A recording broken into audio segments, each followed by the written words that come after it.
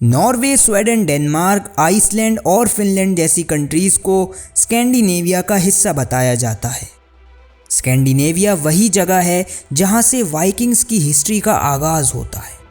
लेकिन आज हम जिस खूबसूरत स्कैंडिनेविया को देखते हैं वो पहले ऐसा नहीं था। वाइकिंग्स की हिस्ट्री के इस एपिसोड 1 में हम जानेंगे कि कैसे स्कैंडिनेविया और वाइकिंग्स का जन्म हुआ।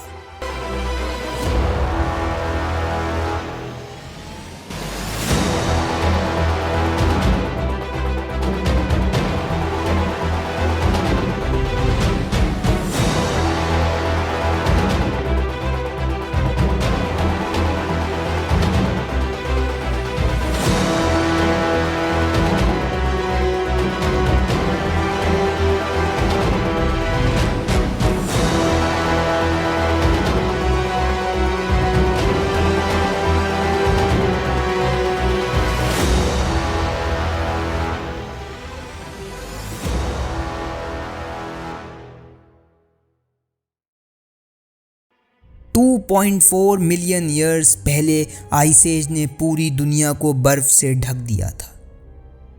लेकिन आइस एज का दौर ख़त्म होने के बाद पूरी दुनिया में स्टोन एज की शुरुआत हुई। अफ्रीका और यूरोप में इंसानों की पैदाइश भी होने लगी थी, लेकिन स्कैंडिनेविया अभी भी बर्फ से ढका हुआ था।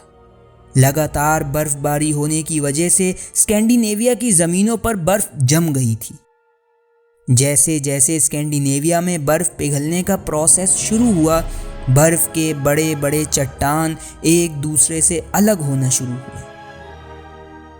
बर्फ़ के तेज़ी के साथ बहने की वजह से ज़मीन की मिट्टी बहुत हद तक उखड़ गई थी और आइस एज के ख़त्म होते ही स्कैंडिनेविया में पानी के गॉर्ज बन गए थे, जिन्हें आज हम फियोर्ड्स के नाम से जानते हैं।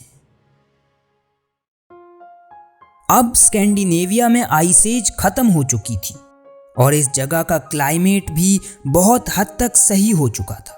ये वक्त स्टोन एज का ही चल रहा था। हालांकि स्कैंडिनेवियन स्टोन एज बाकी दुनिया से बहुत देर में आई थी, लेकिन रिसर्चर्स के मुताबिक ये पाया गया है कि जो लोग स्कैंडिनेविया में आना शुरू हुए थे उन्होंने पत्थरों के हथियार का इस्तेमाल करना शुरू कर दिया था।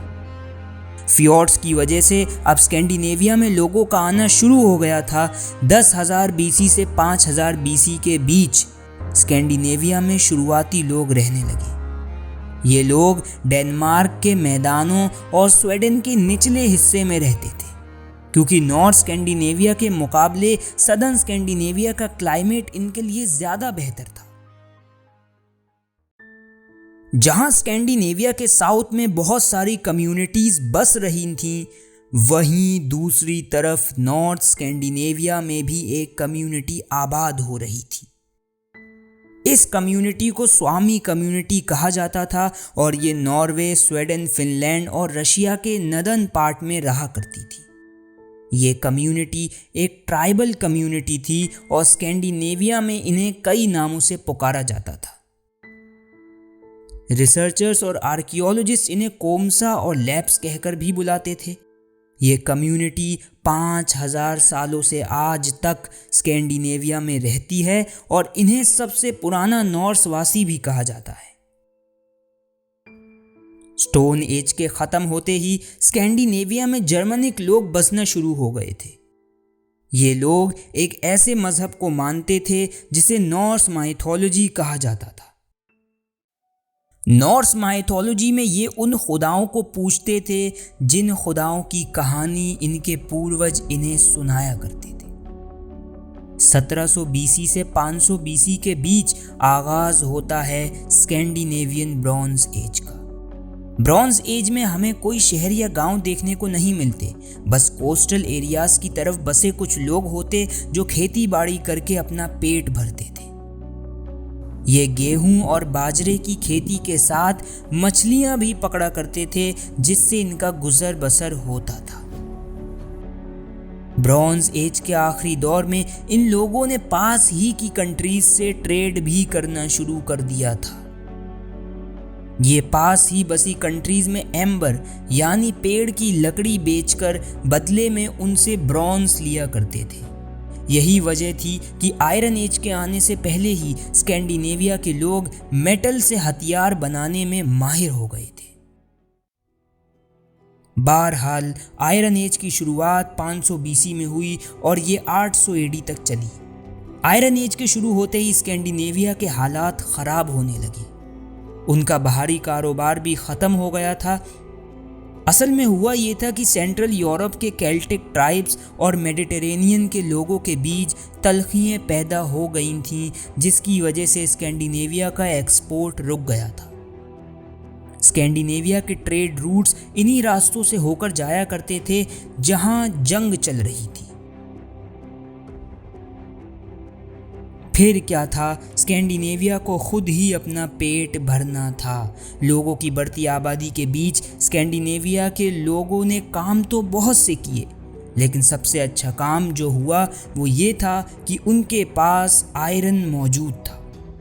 आयरन डेनमार्क में ही पाया जाता था, जिसका इस्तेमाल स्कैंडिनेविया के लोगों ने खूब अच्छे तरीके से किया। आयरन के होने की वजह से अब उन्हें ब्रॉन्ज इंपोर्ट कराने की भी ज़रूरत नहीं थी।